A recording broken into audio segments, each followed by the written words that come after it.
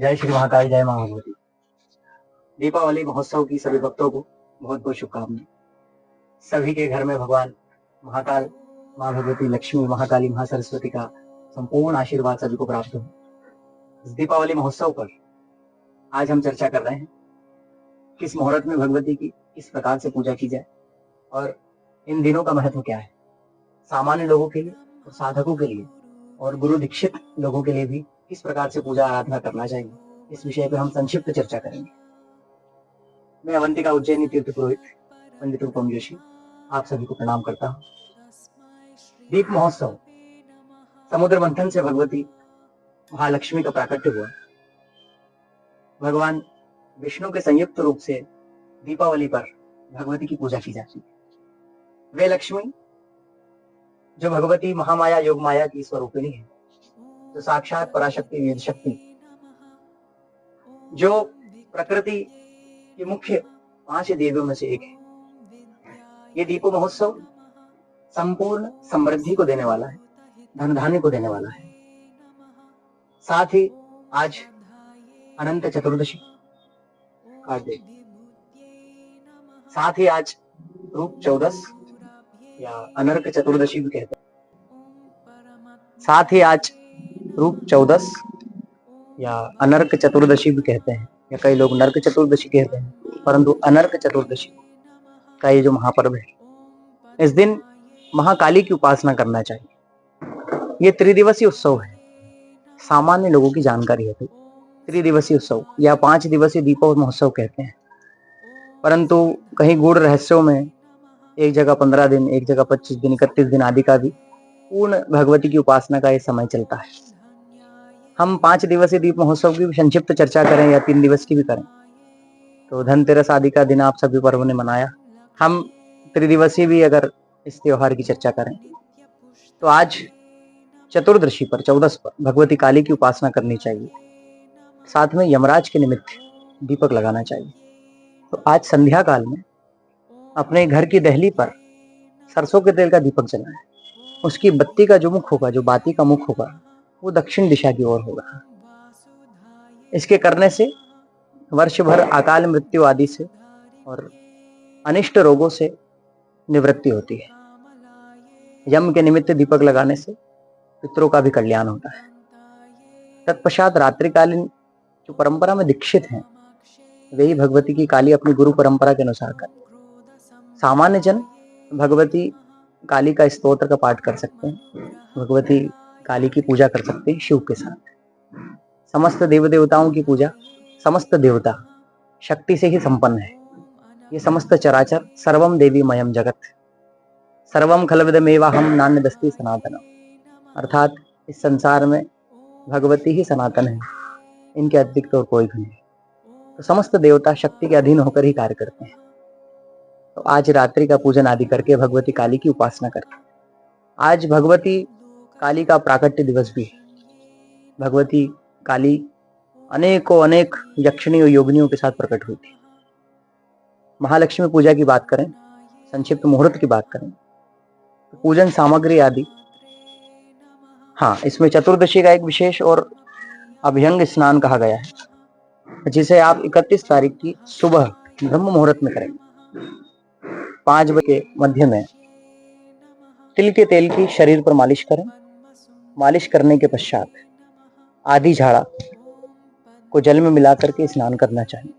आरोग्य की प्राप्ति होती है, समस्त शरीर के दोषों की निवृत्ति होती है। ये कल जो सुबह के समय 31 तारीख को चतुर्दशी रहेगी, उसमें यह प्रयोग करना चाहिए। बाकी कल ही के दिवस पे आप पूजन सामग्री भी क्रय विक्रय करें। सुबह 6 बजे से 8 बजे के मध्य आप पूजन सामग्री आदि भी लेंगे। 10 बजे से 12 बजे के बीच में आप जो व्यापारी गण हैं, वो कलम आदि जो ग्रंथ खरीदते हैं, कलम खरीदते हैं और पाना आदि जो भी खरीदते हैं वो खरीद सकते हैं। तत्पश्चात बिछाता गिरा का जो मुहूर्त होता है, वो आप 4 बजे से लेकर 5 बजे, 5:30 बजे के मध्य करें।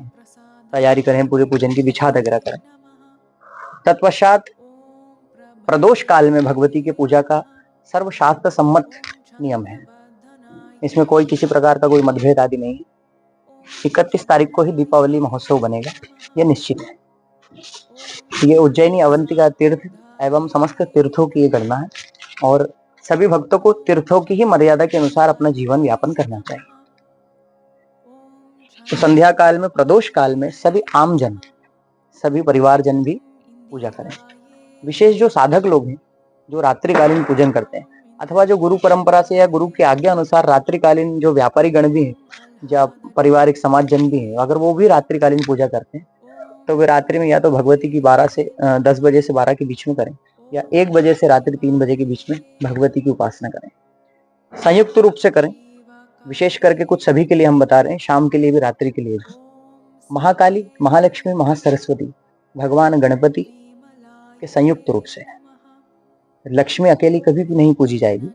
लक्ष्मी नारायण की पूजा करेंगे, भगवान गौरी शंकर की पूजा करेंगे, महासरस्वती भगवती परब्रह्म स्वरूपिणी त्रिदेवी की पूजा की संयुक्त रूप से ही महालक्ष्मी पूजा हमको करनी है। महालक्ष्मी पराशक्ति भगवती राधा के अंग से प्रादुर्भूत हुई, एक कथा अनुसार। ये एक गुड़ रहस्य है। तो भगवती राधा दामोदर का भी पूजा करना चाहिए, क्योंकि कार्तिक महामास चल रहा है, बड़ा ही पुण्य मास चल रहा है। ये भगवान कृष्ण की विशेष उपासनाओं का समय चल रहा है। तो किस प्रकार से पूजा करनी है, यथाविधि जो परंपरा से जो आप नित्य करते हैं, भगवान गणेश अंबिका की आदि की पूजा करके संपूर्ण पूजन होने के बाद सभी साधक गण और संभवतः प्रयास करें कि सभी भक्तगण भी भगवती ललितांबा परांबा पराशक्ति का सभी परिवारजन साधक गण भी भगवती ललिता महालक्ष्मी की पूजा करेंगे। इस प्रकार से करेंगे, ललित स्नान आदि षोडशोपचार पूजन स्नान आदि हो जाए। स्नान के पश्चात भगवती को 2 रक्त वस्त्र अर्पित करें। मूर्त स्वरूप में भगवती की ललिता त्रिपुर सुंदरी आदि जो भी महालक्ष्मी की मूर्ति हो, महाकाली, महालक्ष्मी, महासरस्वती की मूर्तियां हैं, उनका स्नान आदि कराएं। गंध से स्नान कराएं, सुगंधित द्रव्यों से स्नान कराएं, इत्र से स्नान कराएं, फलों के रस से स्नान कराएं। स्नान कराने के पश्चात पंचामृत आदि का सब स्नान कराने के पश्चात तीर्थ जल से स्नान करा करके भगवती को 2 लाल वस्त्र अर्पित करें और भगवती को अलंकार अर्पित करें। भगवती को गंध लगाएं, अष्टगंध लगाएं, शाक्तगंध लगाएं। भगवती को अक्षत अखंड अक्षत चढ़ाएं। भगवती को अनेक पुष्प चढ़ाएं, कमल जल चढ़ाएं, रक्त पुष्प चढ़ाएं। भगवती को सुंदर मालाएं पहनाएं। तत्पश्चात माला आदि पहनाने के पश्चात अबीर गुलाल हल्दी मेहंदी कुमकुम सब चढ़ा करके सिंदूर आदि अर्पित करके सौभाग्य की सामग्री अर्पित करके भगवती का कुमकुम से अर्चन करें अथवा पुष्पों से अर्चन करें। अर्चन में ललिता सहस्त्र नामावली या महालक्ष्मी सहस्त्र नामावली के माध्यम से भगवती का अर्चन करें। हर नाम के आगे अर्चय में लगा करके भगवती का अर्चन करें। और जो साधक गण है वे खड़गमाला स्तोत्र का पाठ करें, फिर सहस्त्र नामावली से अर्चन करें, फिर सहस्त्र नाम स्तोत्र का पाठ करें। तत्पश्चात विष्णु सहस्त्रनाम या गोपाल सहस्त्रनाम का पाठ करें। ये साधकों के लिए विशेष है। जो ये श्री की उपासक है, जो श्री कुल में दीक्षित है, वे तो अपनी परंपरा अनुसार कार्य करें, परंतु ये सामान्य जन भी इस कार्य को कर सकते हैं। भगवती का सहस्त्र नामावली से अर्चन कर सकते हैं। साथ में महालक्ष्मी के, महासरस्वती के जो सहस्त्र नहीं कर पा रहे हैं, तो महाकाली के अष्टोत्तर नामावली से भी कर सकते हैं, यानी 108 आदि नामों से भगवती का अर्चन करें। फिर भगवती को गूगल का धूप दिखाएं और गूगल में अगरू, कपूर, चंदन चूड़ा मिलाकर के भगवती को जो है धूप दिखानी चाहिए। भगवती की धूप प्रिय है। तत्पश्चात दीप प्रज्वलित करें, दीप दिखाएं। 21, 51, 108 जितने भी यथाशक्ति भगवती को दीप दर्शन कराएं। सभी द्वारों पर दीप आदि रखें। हाँ, एक विशेष बात सब लोग ध्यान रखें, कई लोग महालक्ष्मी की पूजा में नोटों की गड्डियां भी रखते हैं या बठाके रखते हैं, आदि आदि चीजें भी रख करके पूजा करते हैं, तो ये शास्त्र सम्मत नहीं है, निषेध है। लक्ष्मी या आपको धन की पूजा करना है तो जिन सिक्कों पर यानी जिन मुद्राओं पर जो भगवान अंकित है उन्हीं को पूजा करते हैं। अगर चांदी का आप सिक्का ले रहे हैं, लक्ष्मी का ले रहे हैं, गणेश का ले रहे हैं, देवियों का ले रहे हैं, तो उस पर भगवान अंकित हो, किसी प्रकार की मुद्रा उस पर अंकित नहीं होना चाहिए। या नोटों की गड्डियों की पूजा करने का कहीं पर भी नहीं लिखा है, ना कोई शास्त्र मत है। तो इसलिए जो सिक्कों पर भगवान उपस्थित है उन्हीं की आप मुद्रा के रूप में पूजा करें। लक्ष्मी का अर्थात पैसा या नोट नहीं होता है, माँ लक्ष्मी का एक अलग ही रहस्य है। तो भगवती साक्षात पधार रही है और साक्षात उन्हीं का मूर्ति स्वरूप पूजन कर रहे हैं, तो नोटों के अंदर लक्ष्मी को ना देखते हुए पूजा नहीं करनी चाहिए। भगवती को कोड़ी पसंद है, सफेद कोड़ी, पीली कोड़ी चढ़ाइए भगवती को। छोटे एकाक्ष नारियल कहते हैं, छोटा नारियल भी आता है, वो भी भगवती को प्रिय है। अनेक भगवती की सामग्रियां सभी जगहों पर मिलती है। तो मुख्यतः अर्चन से बड़ी देवी शीघ्र प्रसन्न होती है। यथाशक्ति भगवती को दीप प्रज्वलित करके भगवती की आरती करें, लक्ष्मी नारायण की आरती करें संयुक्त रूप से। आरती करने के पश्चात स्तुतियां गाएं भगवती को, फिर भगवती को कुछ भजन आदि गान सुनाएं और संभवतः जो गुजरात परंपरा आदि से है तो वो गरबा भी भगवती को सुनाएं। तत्पश्चात फिर आप सभी दहली पर तुलसी का जहाँ गमला हो वहां पर, जहाँ जल आदि पीते हैं, मटका आदि रखाता है, पंडेरी पर दीपक लगाना है। सभी द्वारों पर अपने और भी जो परिधान है तो वहां पर सब जगह दीपक लगाएं। पूजन के पूर्व सभी स्थानों पर घर के द्वारों पर चौक बना होना चाहिए। सुंदर तो आप सभी लोग सजाते हैं, चौक आदि भी होना चाहिए। चौक की परंपरा है, रंगोलियां सभी बहन बेटी बनाती है। पूजन के पश्चात सभी बहन बेटियों को, कन्याओं को भी दक्षिणा आदि देकर के उन्हें संपन्न करना चाहिए, प्रसन्न करना चाहिए। फिर बम फटाके की हमारे यहाँ परंपरा है और ये बना करके इस प्रकार से भगवती का पूजन करें।